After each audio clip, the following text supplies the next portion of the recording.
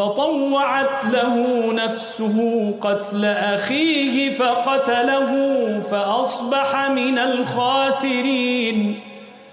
فبعث الله غرابا يبحث في الأرض ليريه كيف يواري سوءة أخيه قال يا ويلتى أعجزت أن أكون مثل هذا الغراب فأواري سوءة أخي فأصبح من النادمين. من أجل ذلك كتبنا على بني إسرائيل أنه من قتل نفسا بغير نفس أو فساد في الأرض فكأنما قتل الناس جميعا ومن أحياها فكأنما أحيا الناس جميعا.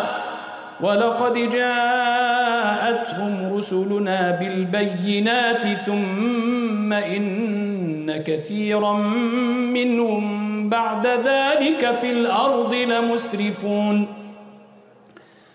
إنما جزاء الذين يحاربون الله ورسوله ويسعون في الأرض فسادا أن يقتلوا أو يصلبوا أو تقطع أيديهم وأرجلهم من خلاف أو ينفوا من الأرض ذلك لهم خزي في الدنيا ولهم في الآخرة عذاب عظيم. إلا الذين تابوا من قبل أن تقدروا عليهم فاعلموا أن الله غفور رحيم. يا أيها الذين آمنوا اتقوا الله وابتغوا إليه الوسيلة وجاهدوا في سبيله لعلكم تفلحون.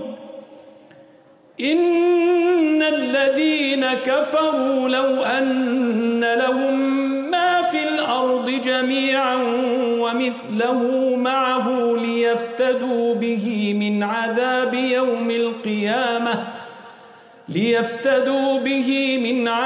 يوم القيامة ما تقبل منهم ولهم عذاب أليم. يريدون أن يخرجوا من النار وما هم بخارجين منها ولهم عذاب مقيم. والسارق والسارقة فاقطعوا أيديهما جزاء بما كسبا نكالا من الله والله عزيز حكيم. فمن تاب من بعد ظلمه وأصلح فإن الله يتوب عليه إن الله غفور رحيم.